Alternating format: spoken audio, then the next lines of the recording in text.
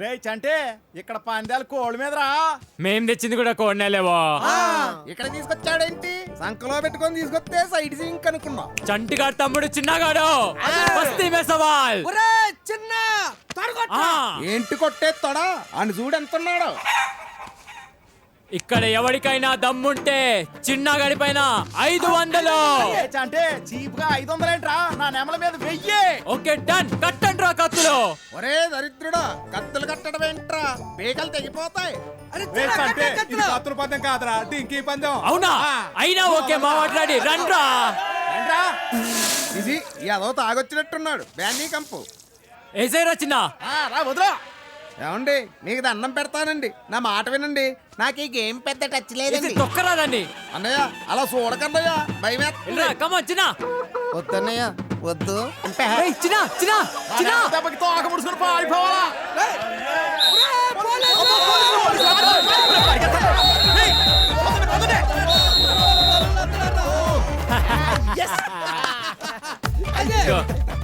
పట్టుకొచ్చే.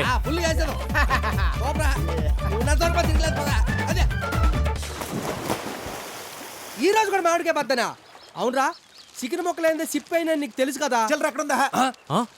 అదేంట్రా కబడ్డీ చందాల్లో ఇంకా 6000 మిగిలే కదరా. లెక్కలు మాత్రం మా బాగా ఎత్తారు. నువ్వు రోజు మందు కోసం టౌన్కి వెళ్ళి వచ్చే వరకు మందు ఖర్చు కంటే దారి ఖర్చులు ఎక్కువ అవుతున్నాయి. ఎక్కడ రేయ్, మొన్నటికి మొన్న ఒకటి దేవుడిలాగా వచ్చి మన ఊర్లో వైన్ షాప్ పెడితే అన్యాయంగా తన్ని పీకేశారు కదరా. పీకేయడం కదరా, దగ్గర నడికిచ్చేశాడు. లేదు బావా, ఇది వరకు కూడా మన ఊర్లో మందు షాప్ ఉండేది.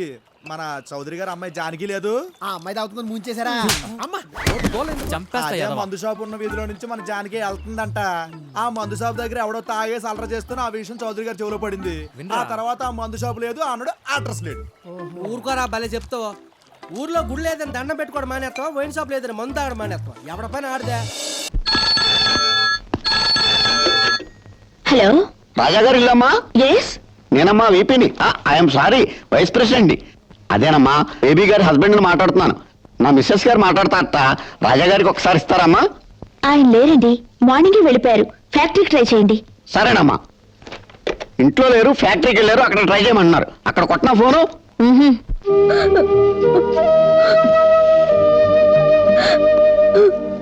బావ టిఫిన్ అయినా తినకుండా వెళ్ళిపోతుంటే మాట్లాడకుండా ఊరుకుని ఇప్పుడు ఏడుస్తావు ఎందుకు? ఏడవడం తప్ప నాకేం మిగిలింది? రాయి ఆ పెళ్ళాన్ని నేను పక్కనే ఉండగా రాము టిఫిన్ పట్రా అని ఆ పని వాడిని పిలిచారే గాని ఆ ముక్కేదో నాతోనే అనొచ్చుగా. అక్క, మొగుడు పెళ్ళాల మధ్య పంతాలు పట్టింపులు ఏమిటి? బావ వాడిని పిలిస్తే మాత్రం నువ్వు తెచ్చి పెడితే తినేవారు కదా. మరి సలహా నువ్వు అప్పుడే చెప్పొచ్చు కదా. సంసారాన్ని దిద్దుకోవాల్సింది ఇతరుల సలహాలతో కాదు, ఇల్లాలి మెళకువలతో. ఇప్పుడు ఎన్నైనా చెప్తావు, రేపు నీకు పెళ్ళయ్యాక అప్పుడు తెలుస్తుంది. ఇంకా తెలియాల్సింది ఏమీ లేదు. పెళ్ళాం ఎలా నడుచుకోకూడదు నిన్ను చూసే తెలుసుకున్నాను. ఇలాగన్నా నా బతుకు ఉపయోగపడింది కదా నీకు. సర్లే, ఇక నేనేం చేయాలో చెప్పు. నువ్వేం చేయక్కర్లేదు. బావకి రాముతో నేను కబురంపుతాను. ఆయన వచ్చాక నువ్వు మళ్ళీ సాధించుకో, సరేనా? రాము, రాము.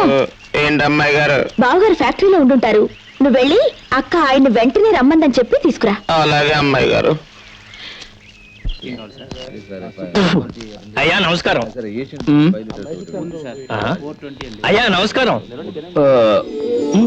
నా పేరు వెంకట్రావు అండి. అయ్యా, నేను పార్వతి తండ్రినండి. పార్వతి ఎవరు? మా అమ్మాయేనండి. మీరెవరు? చెప్పాను కదండి అయ్యా, పార్వతి తండ్రినని. మీరు పార్వతి తండ్రిని, పార్వతి మీ అమ్మాయిని నాకు అర్థమైందండి. కానీ అసలు ఆ పార్వతి ఎవరు, ఎక్కడుంటుంది, ఏం చేస్తుంటుంది? ఇదే కదండి పార్వతి. నమస్కారం సార్. నమస్తే. మీ ఆఫీసులోనే పనిచేస్తుంది కదండి అయ్యా. నా ఆఫీసా? Dispatch section sir. మీ కింద ఎందరో పనిచేస్తుంటారు, అందరూ మీకెందుకు గుర్తుంటారులేండి. ఇవాళ మా పార్వతికి పెళ్లి చూపులండి అయ్యా. Parvathi, wish you all the best. Thank you sir. ఈ ఒక్క రోజుకి సెలవు కావాలండి అయ్యా. నిన్న మా అమ్మాయి అడిగితే మీరు కాదన్నారట. అందుకు నేనే మీ దర్శనం చేసుకుని బతిమాలుకుందామని వచ్చాను. దారిలో తమరే దేవుళ్ళ ఎదురయ్యారయ్యా. నిన్న అడిగితే నేను కాదన్నానా? నేను ఇవాళే కదా ఊర్లోకి వచ్చింది. సరే సరే, ఇంతకీ మీ గొడవ ఏంటి? మీకు రోజు సెలవు కావాలి? అవునండి అయ్యా. టేక్ ఇట్, తీసుకోండి. Thank you sir. చాలా సంతోషం అయ్యా. చాలా సంతోషం. వస్తామయ్యా. రండి. వస్తామయ్యా. అదేంటమ్మా సెలవు మాట ఎత్తితేనే చిందులు తొక్కుతాడన్నావు ఇంత తేలిగ్గా ఒప్పుకున్నాడేంటి? అదే నాకు ఆశ్చర్యంగా ఉంది నాన్న. ఇదిగో పార్వతి నాన్నగారు, నాన్న సార్ మిమ్మల్ని 1 మినిట్. మళ్ళీ నో అంటాడేమో నాన్న. మీ పేరు వెంకట్రావు గారు కదా? అవును సార్. మరి నా పేరేంటి? నాతో వెళ్ళాకోవాలేంటండి? వెళ్ళకూడదు కాదు, నిజంగానే. నా పేరేంటి? రాజా గారు కదా సార్. కరెక్ట్, రాజా గారు. మీరు వెళ్ళండి. నమస్కారం. పేరు కరెక్ట్ గానే చెప్పాడంటే నా కోసం అయి ఉంటుంది. మరి నాకు ఆఫీస్ ఏంటి? ఆ ఆఫీసులో ఈ పార్వతి పనిచేయడం ఏంటి? దీనికి సెలవు కావటం ఏంటి? ఏ ఛీ!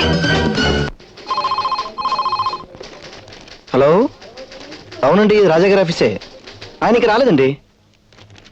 నేను ఆయన సెక్రటరీనండి. ఎప్పుడు వస్తారో తెలియదండి. 1 గంటకి ఫోన్ చేయండి. సరే, నేను ఆయనకి ఫోన్ చేశానని చెప్పండి. ఇంటికి ఫోన్ చేస్తే ఆఫీస్కి వెళ్ళాడని చెప్పారు కదా.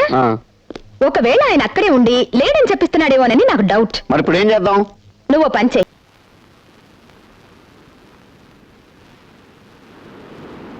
మాస్టారు, సిగరెట్ ఒకసారి అండి.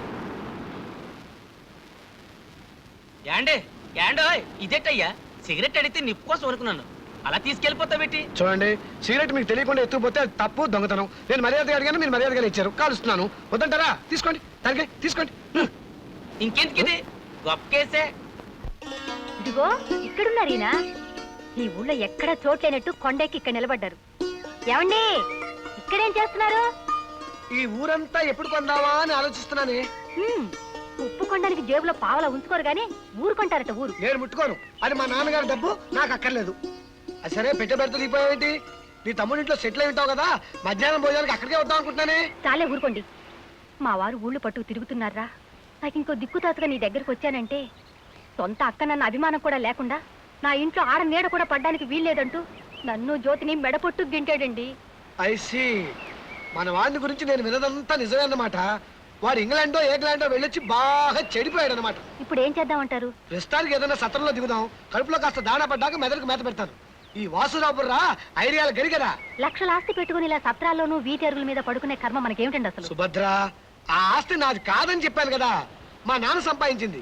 తండ్రి ఆస్తి ఖర్చు చేస్తూ జల్సాగా తిరగటం మగ లక్షణం కాదు. అందుకే అదంతా బ్యాంకులో వేశాను. ఎప్పటికైనా నేను ఒక ఉద్యోగం సంపాదించుకుంటాను. నా సంపాదనతోనే మిమ్మల్ని పోషించుకుంటాను. That's all.